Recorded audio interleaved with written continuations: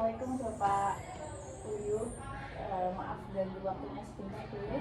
Waalaikumsalam Ibu Seti, monggo silakan apa yang bisa saya bantu.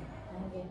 Jadi gini Bapak, terkait dengan tugas saya di PNS, yang pertama adalah saya mewawancarai Bapak selaku kepala sekolah terkait dengan dilema IPK yang ada di sekolah. Nah, khususnya SMP 36 ya Bapak. Nah, untuk itu saya mohon izin Bapak, bolehkah saya mewawancarai Bapak? Ji, monggo silakan. Ya, boleh ya Bapak? Iya, silakan. Oke, jadi begini Bapak, selama ini kita kan tahu keadaan siswa SMP Negeri 3 Tangerang yang memang notabene jauh dari kota, kemudian SDM-nya juga kita SDM yang sedang ke bawah gitu Pak. Nah, untuk itu saya ingin tahu pendapat Bapak atau apa yang Bapak lakukan selama Bapak menjabat jadi kepala sekolah, mengidentifikasi kasus-kasus yang merupakan dilema etika yang menjadi dilema Bapak selama Bapak di SMP ini dan menjadi booster moral seperti itu Bapak. Gitu ya. Baik, Ibu Seti, saya akan coba menjawab apa yang menjadi pertanyaan Ibu terkait dengan dilema etika, khususnya pada siswa ya. Saya di sini baru menjabat beberapa bulan, dan yang pertama kali saya identifikasi, yang pertama kali saya tata itu terkait dengan permasalahan-permasalahan terkait dengan kenakalan siswa. Apakah kenakalan dalam arti anak itu tidak disiplin, atau tindakan-tindakan kekerasan dengan temannya, atau di dalam maupun di luar. Itu yang pertama kali saya mencoba untuk menata sekolah ini, karena yang jelas yang menjadi subjek daripada pendidikan di sekolah ini adalah kan anak ya. Maka penting bagi saya untuk bisa mengetahui seberapa jauh terkait dengan etika anak-anak di sini, karena nanti akan berimbas pada pembelajaran juga, perilaku mereka juga. Nah, terkait dengan dilema etika ini, saya melihat itu ada beberapa hal sebetulnya yang sedang kami fokuskan terkait dengan kenakalan anak itu. Saya berpikir begini, Bu. Ketika saya pertama kali datang ke sini itu beberapa bulan kemudian ada suatu peristiwa, di mana peristiwa itu adalah terjadinya kekerasan anak, salah satunya yang menimpa sekolah kita juga. Tapi alhamdulillah yang bersangkutan itu tidak terlalu jauh untuk melakukan tindakan kekerasan. Namun demikian ini merupakan tanggung jawab kita ya, untuk bisa bagaimana anak-anak kita itu beretika ya, berperilaku yang baik di dalam maupun di luar. Nah, saya berpikir begini, kejadian anak yang melakukan tindakan tercela ya terkait dengan tindakan anak itu, saya yakin itu tidak serta-merta itu muncul. Yang jelas ini apalagi bulan yang kejadian itu adalah kelas 9. Tentu saja anak itu terbentuk itu dari kelas 7, 8, kelas 9. Nah, di sini adalah permasalahannya yang sedang saya cari sumber atau kenapa sih anak terbentuk karakter seperti ini.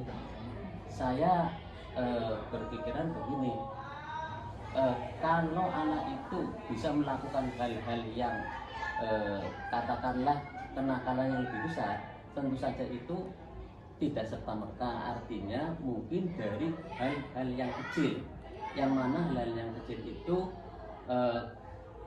tidak diatasi secara maksimal sehingga anak itu terbiasa.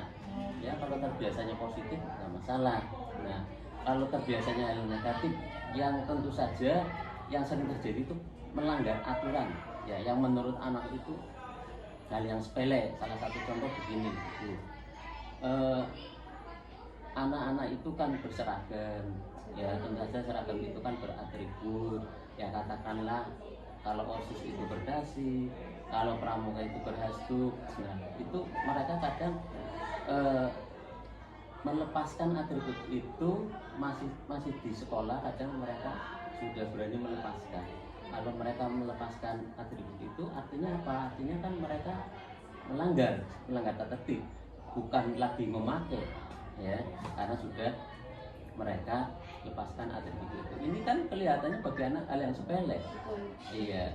Tapi kalau ini sering dilakukan, ya terus, ya saya kira Bapak Ibu pun tentunya ya sering memantau, melakukan pemantauan, melakukan peneguran. Tapi mungkin kurang, tindakan itu masih minim. Jadi akhirnya apa? Ya kadang juga guru juga mungkin merasa jenuh, ya ini anakku diingatan masih berulang sekali, ya namanya manusia ya. Kalau bagaimana kan guru juga punya keterbatasan kan ya. Ya saya bukan merendahkan guru ya, ini ya kondisi lah seperti itu. Nah akhirnya apa? Karena kebiasaan itu, pelanggaran itu sering dilakukan meskipun kecil, akhirnya apa?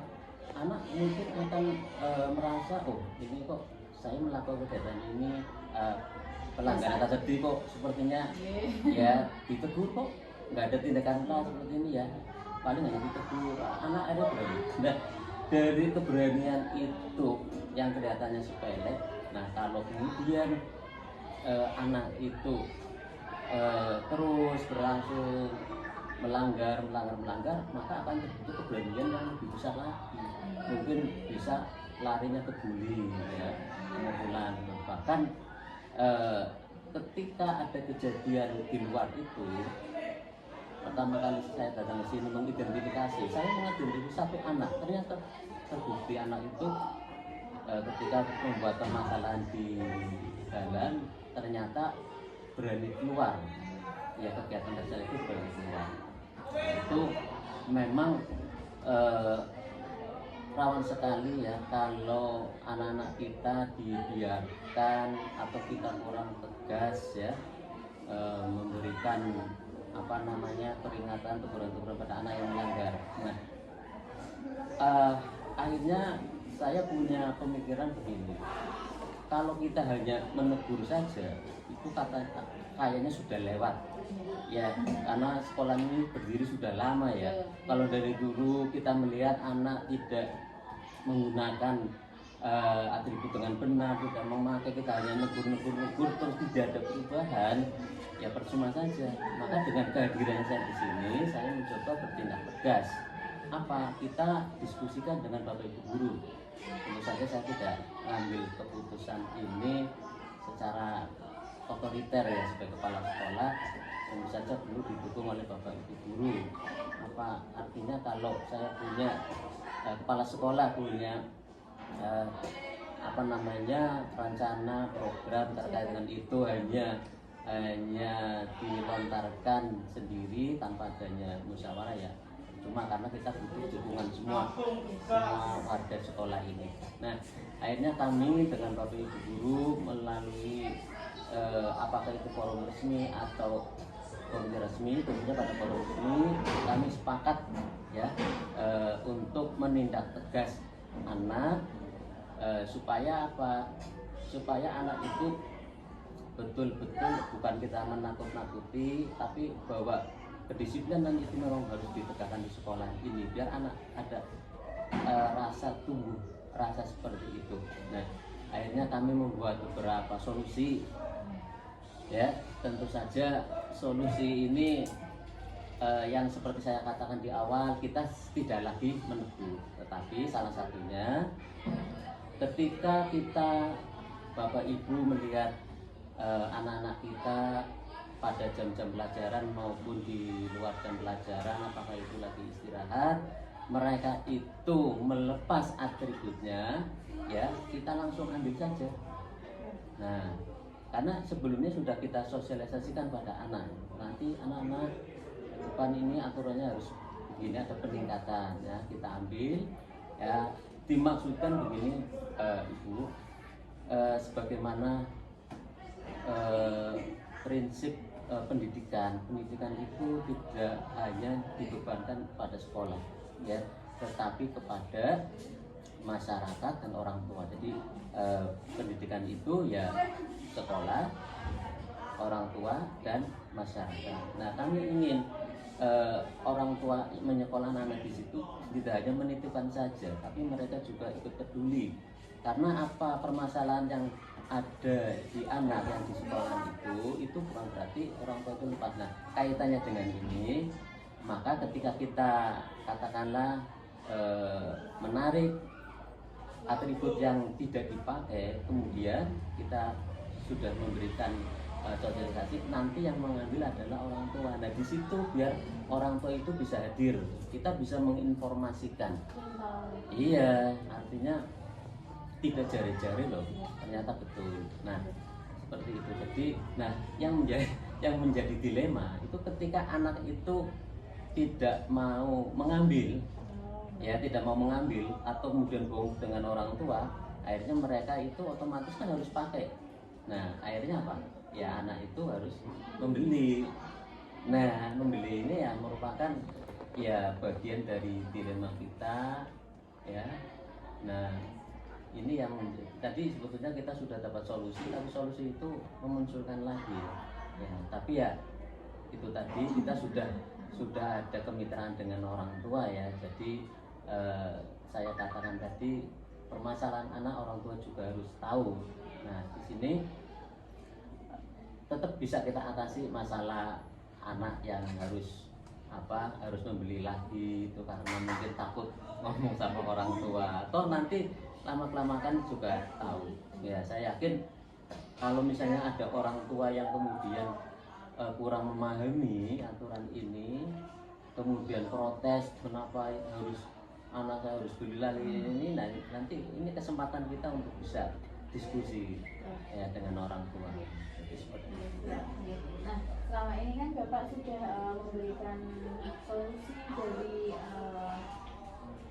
peran Bapak sebagai kepala sekolah di sini terkait dengan kasus siswa di Bapak. Lalu bagaimana Bapak mengambil keputusan sekolah, terutama untuk kasus-kasus di mana ada dua kepentingan yang memang sama-sama benar atau sama-sama mendukung nilai kebajikan.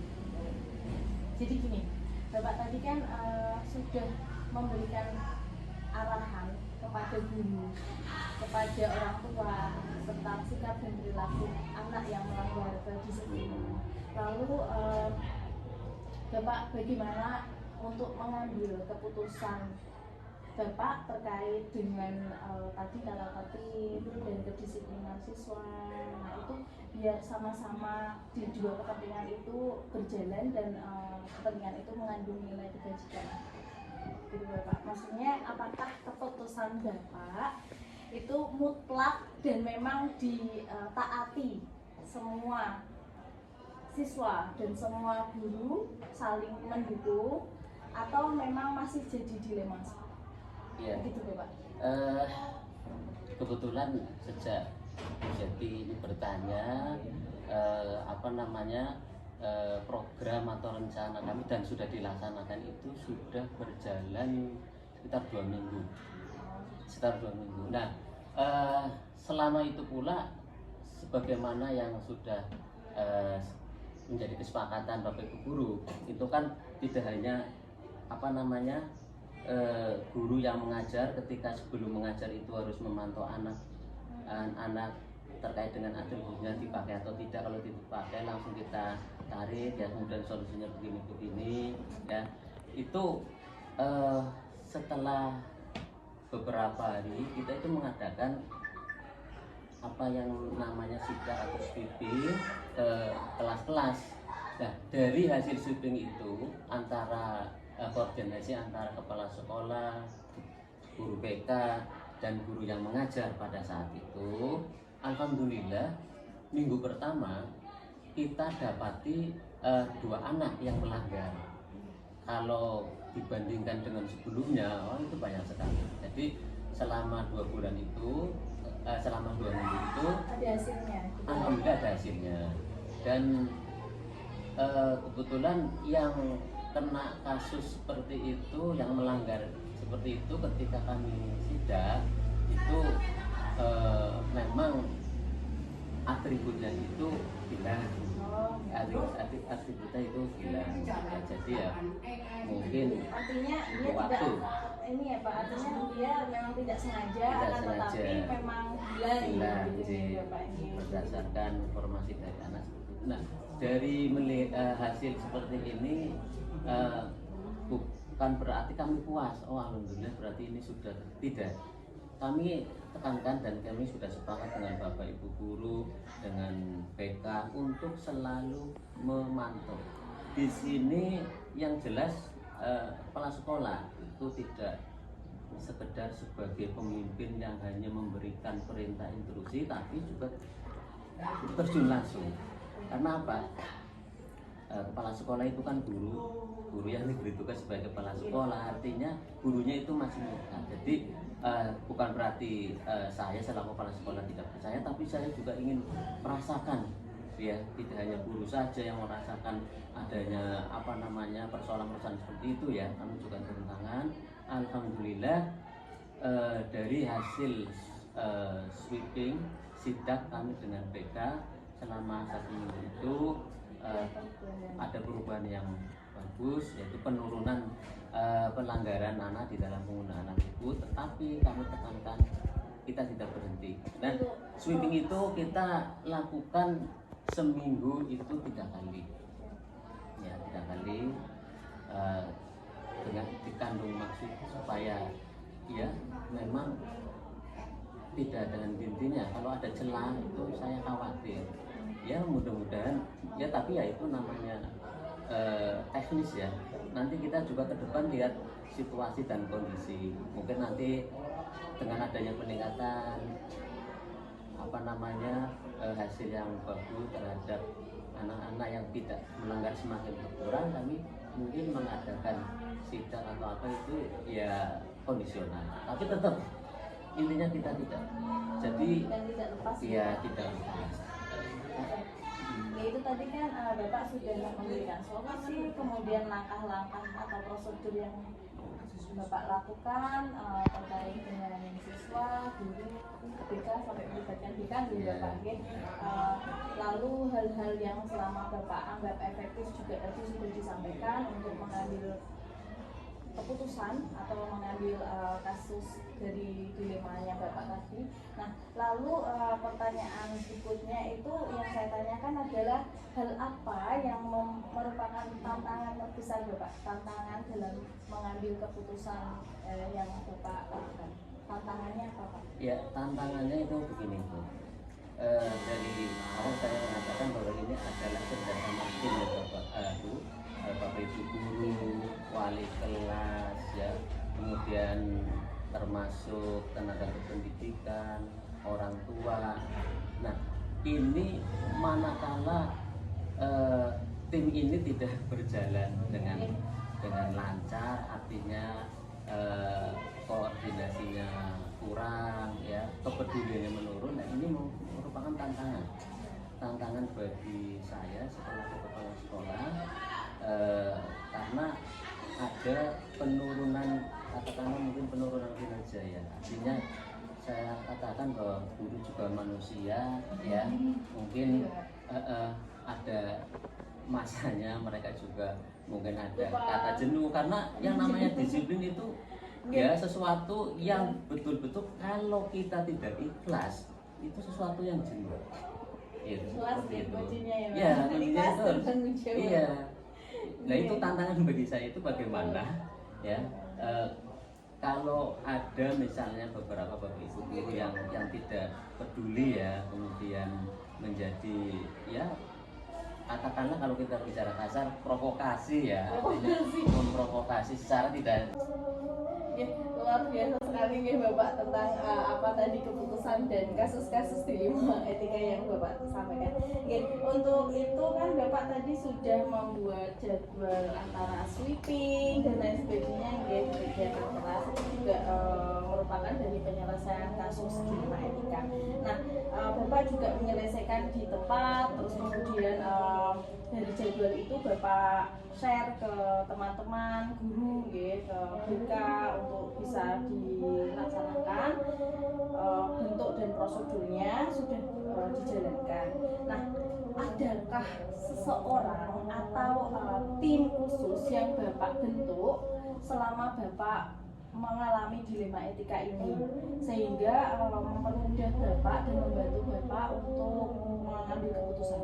Ya, jadi ini jadi apa yang sudah saya sampaikan tadi, sampai kepala sekolah turun tangan langsung. Itu bukan berarti kepala sekolah tidak percaya, tapi ini karena kepedulian bahwa kepala sekolah juga guru yang diberi tugas tambahan sebagai kepala sekolah. Artinya saya sebagai kepala sekolah, sebagai guru, masih melekat. Jadi kepedulian dengan anak itu ya luar biasa, masih ada ikatan. Nah, terkait dengan dukungan ya, tentu saja saya juga tadi di awal sudah menyampaikan ya, kalau saya bekerja tanpa didukung oleh banyak komponen di sini, masyarakat sini, ya percuma, tidak akan berjalan.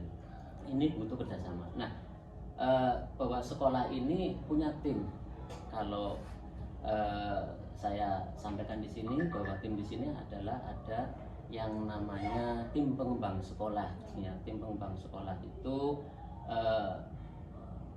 sangat besar peranannya, karena kepala sekolah juga harus bisa memberdayakan ya, artinya tidak hanya turun tangan sendiri, bisa memberdayakan. Dalam hal ini kami berdayakan juga tim pengembang sekolah. Jadi sebelum saya ada kesepakatan dengan Bapak Ibu guru, kita sudah bicarakan dulu dengan timnya, dengan tim work kita terkait dengan apa yang ingin saya sampaikan Bapak guru, bahwa kami sekolah itu ada punya rencana program terkait permasalahan itu. Kita dahulukan dulu adanya musyawarah dan tim pengembang. Itu selain itu juga kita jangan lupa bahwa kita juga diperkuat lagi oleh komite sekolah ya.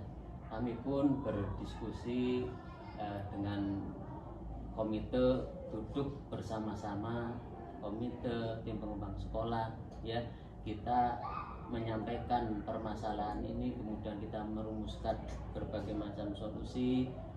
Tentu saja mereka itulah yang membuat saya selaku kepala sekolah itu lebih mantap untuk bisa mengambil keputusan ini. Nah, seperti itu Ibu Seti. Lalu dari tim pengembang, kemudian ada tadi perwakilan dari orang tua, perwakilan dari orang tua itu kan dibentuk melalui komite. Nah, lalu itu juga memperkuat Bapak, keputusan Bapak yang Bapak ambil, dan itu mendukung Bapak secara positif nih Bapak, karena demi kebaikan bersama. Lalu pelajaran apa yang Bapak ambil dan pengalaman apa yang bisa Bapak petik dari kasus anak tersebut? Iya, pelajaran yang bisa saya ambil ini yang memang saya rasakan sendiri ya, bahwa artinya kita itu dititipi amanah ya, untuk bisa mengemban amanah ini di dalam membimbing anak-anak kita.